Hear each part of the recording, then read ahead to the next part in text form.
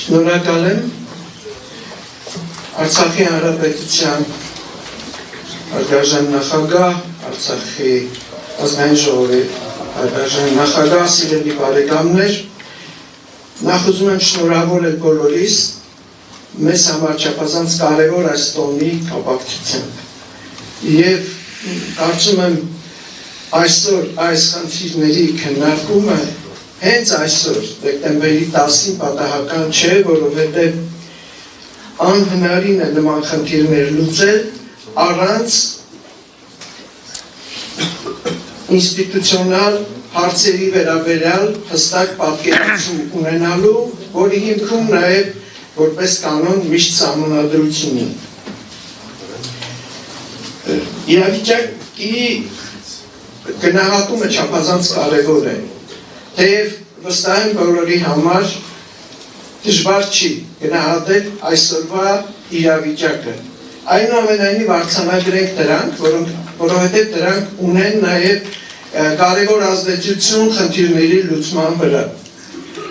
Արցախն օկուպացված է։ Արցախի ժողովուրդը ենթարկվել է էթնիկ զտումների ու ցեղասպանության, ռազմական ագրեսիայի արդյունքում բռնի դուրս մղվելով հայրենի հողից։ Արցախի խնդիրը միջազգային քաղաքական ատյաններում մնացել է անտեր։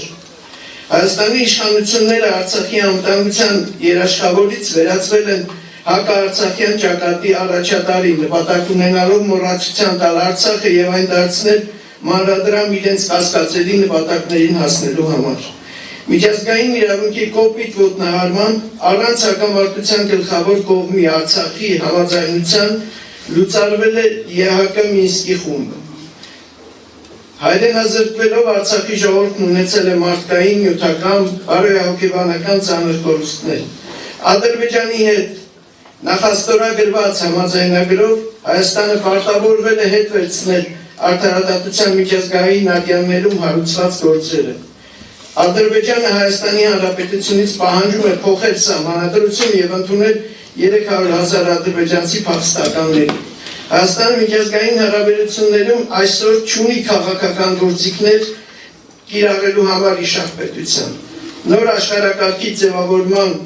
մրցակցությունը թևակողել է կոշտ բախումների փուլ եւ ազդեցիկ պետությունները ցանկացած միջոց փորձում են օգտագործել իրենց դիրքերն ամրապնդելու համար,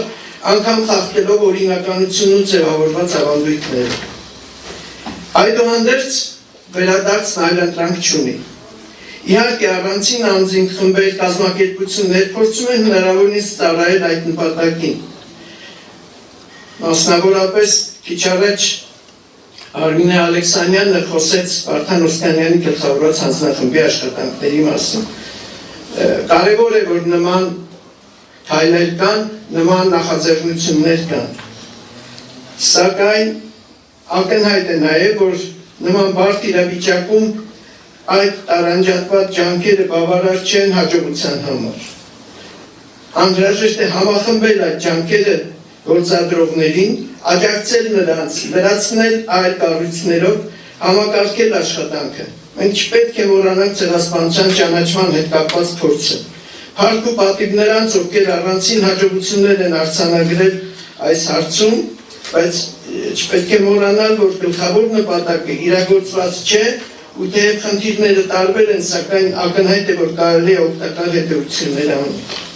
Նման բազմավեկտոր ու բարդ խնդիր լուծելու համար շատ կարևոր է ունենալ ամուր կամք, ճիշտ հայեցակարգ ու իրատեսական ռազմավարություն։ Արցախահայությունը բազմիցս ապացուցել է, որ ամուր կամք ունի եւ ստեղծված իրավիճակում պետք է դառնա իր դատի տերն ու առաջամարտիկը, իհարկե Հայաստանի ժողովրդի ու սփյուռքի ամուր աջակցությամբ, սակայն կարևոր է հստակեցնել հակամարտության կարգավորման նոր փուլի հայեցակարգը։ Ինչպես հակամարտությունների կարգավորման գործընթացներում, այս դեպքում եւս մի շարք բաղադրիչների կողքին հատկապես կարևորվում են քաղաքականն ու իրավականը։ Քաղաքական բաղադրիչի առանցքային գաղափարը Ղարաբաղյան հակամարտության կարգավորված չլինելն է։ Հետևաբար ջանքերը պետք է ուղղվեն Ադրբեջանի կողմից ռազմական ագրեսիայի, ռազմական ու մարդկության դեմ ուղղված հանցագործությունների կատարման հաստատմանը համապատասխան միջազգային ատյաններում։ Սրան զուգահեռ կարևոր է արցախցի փախստականների անվտանգ վերադարձի ու հայրենի տարածքներում անվտանգ կենսագործունեության պայմանների ապահովումը, միջազգային մանդատ ու համապատասխան լիազորություններ ունեցող խաղաղապահների տեղակայման Արցախում եւ ժամանակավոր արտաքին կառավարման հաստատման։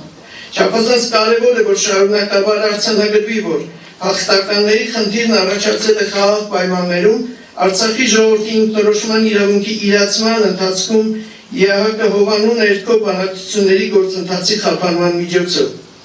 Վերջին շրջանում նկատելի է, որ որոշ օտարերկրյա խորհրդարանական խմբեր կամա թե ակամա փորձում են խնդիրը ներկայացնել մարդու իրավունքների խախտումների տեսակետից։ Ակնհայտորեն դա տանում է խնդրի աղճատման ու խափանման։ Մի քանի օտարերկրյա խմբերի կողմից աջակցության արձանագրումը խնդիրը որպես մարդու իրավունքների խախտում ձևակերպելու գնով վտանգում է գործընթացի բնույթը եւ նպատակին հասնելը։ Խախտված է Արցախի ժողովրդի ինքնորոշման իրավունքը։ Սա պիտի լինի մեր բոլոր գործողությունների հիմքը եւ մեր բոլոր դիրքորոշումների հիմքը։ Հետևաբար վերադարձը չպետք է լինի ինքնանպատակ, այլ պետք է դառնա առաջին քայլը խախտված ինքնորոշման իրավունքի վերականգնման եւ իրացման համար։ Առանցքային նշանակություն ունի այն հանգամանքը, որ բանակցային գործընթացը ավելի քան 2 տասնամյակ վարել են ՄԱԿ-ի անվտանգության խորհրդի 3 մշտական անդամների երկրների ներկայացուցիչները որպես համանախագահներ։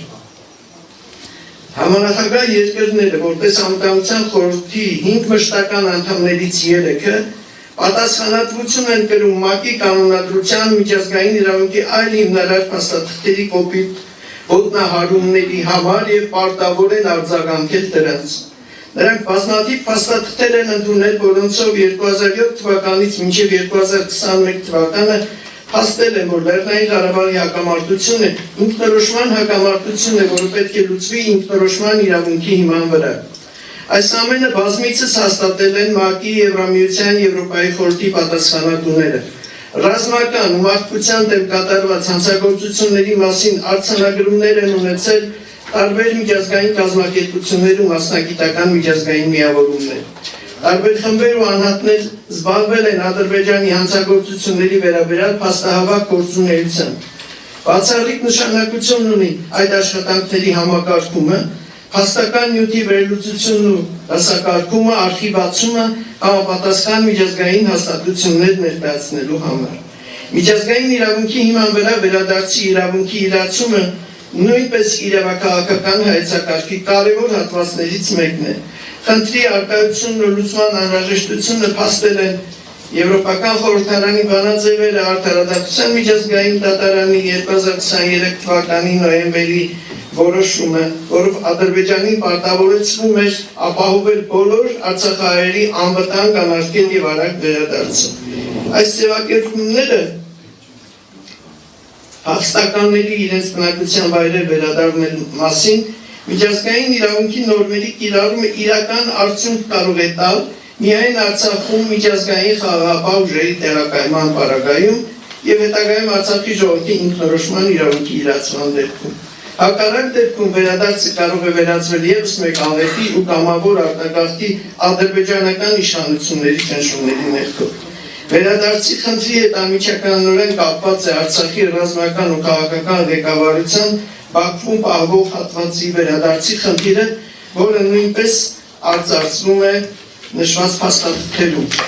Վերադարձի խնդրի օգտագործման դեմ երբեմն հակադրվում է այն ենթադրությունը, որ այդ դեպքում դուռ է բացվում Ադրբեջանի պահանջի համար, ըստ որի 300,000 ադրբեջանցի պետք է վերադառնա Հայաստան։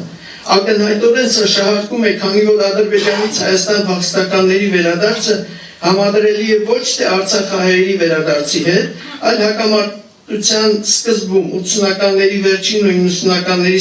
սկզբին Ադրբեջանից հայ փախստականների դեպքի հետ, որոնց թիվը զգալիորեն գերազանցում էր ադրբեջանցի փախստականների թիվը։ Զարմանալիորեն չեն արձարծում Ադրբեջանից այդ հայ փախստականների վերադարձի խնդիրը եւ վերջին տարիներին ավելի ու ավելի հաճախ կիրառվող մի սկզբունք՝ պահանջների փոխադարձ մարման գաղափարը, որոնց արձանագրման դեպքում կմարի Ադրբեջանի ոգևորությունը փախստականների վերադարձի խնդրով։ Կարևոր է նաև նյութական ու ոչ նյութական մշակութային արժեքների ոչնչացման համար Ադրբեջանի պատասխանատվության խնդիրը, համակարգված ու կազմակերպված քարոզչության խնդիրը եւ այլն, որոնք հուսով եմ կարծրացվեն մյուս զեկուցումներում եւ ելույթներում։ Ակնհայտ է, որ Լեռնային Ղարաբաղի խնդրի կարգավորման իրական շրջանակները ներառում են բազմաթիվ ուղղություններ ու մի շարք ոլորտներ։ Դա չափազանց բարդ խնդիր է։ Դա փաստում է նաև 2024 թվականի դեկտեմբերի 16-ին Արցախի Հանրապետության նախագահի հրամանագրով հաստատված Արցախի Հանրապետության պետական ինստիտուտների պահպանման ու գործունեության շարունակականության ապահովման ռազմավարությունը։ Այն ոչ միայն պետք է իրագործվի որպես իրավական ուժ ունեցող փաստաթուղթ, այլ նաև կարող է դառնալ ռազմավարություն հակամարտության կարգավորման այս նոր փուլի համար։ Իսկ դրանում նկարագրված ոլորտային ծրագրերը մշակվելու եւ կիրառվելու դեպքում վերադարձի ծրագրային հենք։ Այս ամենը իրականացնելն ու ամիվը հետ շրջելը անգամ այստեղ նստածների մի մասին կարող են անիրական թվալ։ Իհարկե կարելի է թվարկել մի շարք լուրջ անբարենպաստ գործոններ, բայց հիշեցնեմ մի քանի բան։ Երբ այս ամռանը Միացյալ Նահանգների նախագահ Թրամփը հայտարարում էր այն մասին, որ պետք է Գազայի 2 միլիոն պաղեստինցիներին տեղափոխել այլ երկրներ ու երկարամյա այդ հակամարտությունը կլուծվի, ոչ ոք չէր մտածում, որ ընդամենը 1-2 ամիս անց նա կհրաժարվի այդ անհեթեթ մտքից ու կառաջարկի անհամեմատ ավելի ողջամիտ պլան։ Անցած դարի 90-ականների սկզբին ամեն ինչ թվում էր, թե մեր դեմը ու շատ քչերն էին հավատում հաջողությանը, բայց արցախցին հավատում էր ու գործում էր եւ հաջողությունները եկան։ Մենք այս աղետը ստացանք, որովհետեւ կորցրեցինք ճանապարհը, հավատն ու հիշողությունը։ Այնպես որ մնում է լծվել այդ շատ բարդ, տևական, սակայն այլընտրանք չունեցող գործին։ Ժամանակն է ուշքի գալ եւ ծանր ցնցումներից ու կատարել Արցախի նկատմամբ մեր պարտքը։